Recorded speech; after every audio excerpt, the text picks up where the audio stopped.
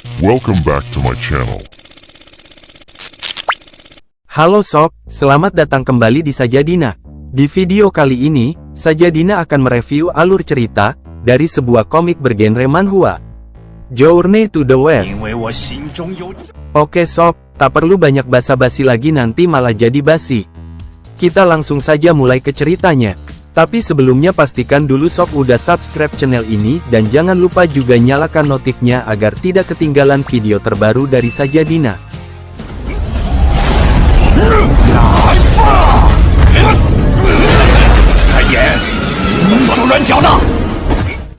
Ini adalah tentang kisah masa dewa kuno. Deva, naga, yaksa, Gandharva, Asura, Garuda, Kinara dan Mahoraga. Menyebut diri mereka 8 ras naga surgawi. Mereka memiliki wilayah masing-masing dan seringkali bertarung satu sama lain. Umat manusia takut kepada para dewa dan tidak berani mendekati wilayah-wilayah itu. Di sana ada juga monster yang biasa disebut arwah. Nenek moyang mereka sejenis burung. Melalui takdir yang ditentukan dia mendapatkan kecerdasan.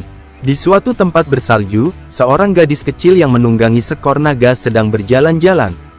Tanpa sengaja di perjalanan mereka bertemu dengan seekor serigala yang tengah terbaring sekarat.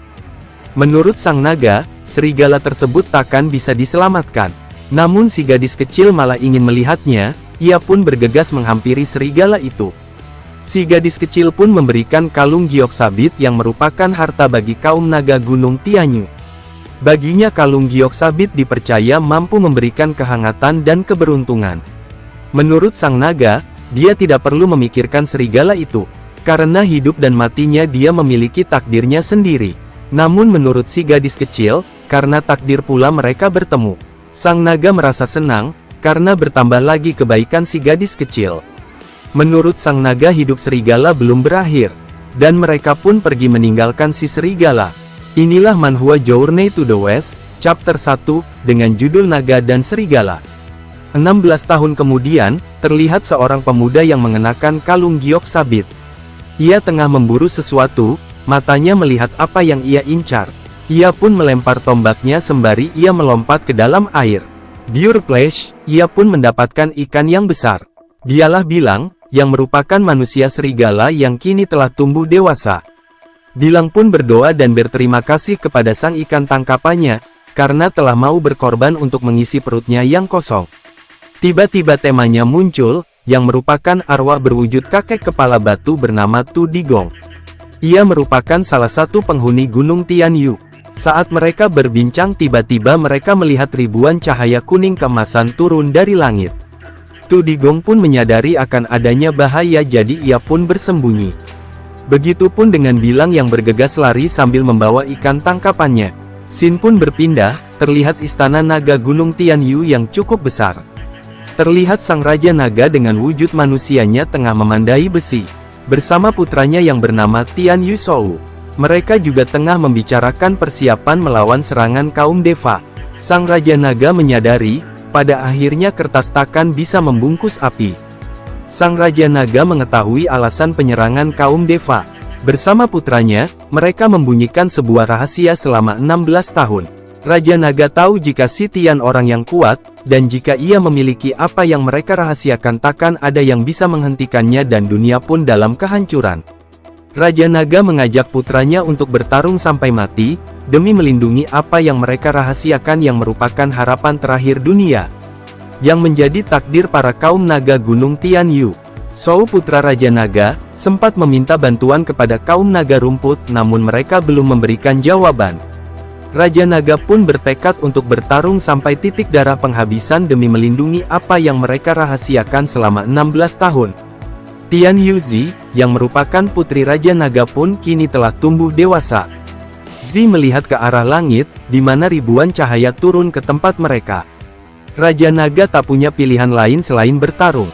Dengan kemungkinan yang terjadi, kehancuran dan kematian. Xiao Yu bertanya pada Raja Naga. Selama berabad-abad, kaum dewa tak pernah menyerang kaum naga. Namun, hari ini pasukan dewa menyerang. Menurut Raja Naga, si Tian kini telah jauh berbeda. Mereka orang-orang arogan. Paman Xiao Yu menyarankan Xiao Yu untuk pergi, karena tempat itu berbahaya. Raja Naga pun turut menuturkan, agar Xiao Yu secepatnya pergi. Namun saat Xiao Yu hendak pergi, ia dihentikan Shou, kakaknya. Menurutnya, ia bisa pergi kalau mereka sudah berhadapan dengan pasukan musuh untuk mengalihkan perhatian agar Xiao Yu bisa pergi dengan aman. Tiba-tiba Bailang pun datang menghampiri mereka, ia bermaksud untuk turut membantu kaum naga melawan kaum dewa. Bailang pun menginginkan saat dirinya berada di gunung, banyak makhluk yang pergi meninggalkan gunung Tianyu. Raja Naga menyuruh Bailang untuk pergi dari tempat itu. Namun Bailang menolak karena dirinya ingin membantu. Bailang merasa berhutang nyawa kepada Raja Naga, tepatnya kepada Xiao Yu. Menurut Xiao Yu, Bailang tak perlu ikut berperang karena dia bukan naga. Namun Bailang kembali menegaskan, bahwa dirinya tak bisa pergi, karena dulu nyawanya telah diselamatkan. Xiao Yu menanyakan ikan yang Bailang bawa, Bailang pun memberikan ikan itu kepada Xiao Yu. Xiao Yu pun merasa senang karena itu kesukaannya. Raja Naga mendekati Bailang dan mengangkat tubuhnya lalu melemparkannya sambil menyuruhnya pergi. Tiba-tiba dari arah pasukan dewa, Jenderal Mata Tiga akhirnya muncul. Ia pun berkata kepada Raja Naga, bahwa dirinya diutus untuk mengambil kembali apa yang seharusnya jadi milik mereka. 16 tahun yang lalu di Istana Surga ada yang mencuri sutra. Sutra merupakan tulisan suci Buddha. Kini sutra itu berada di Gunung Tianyu.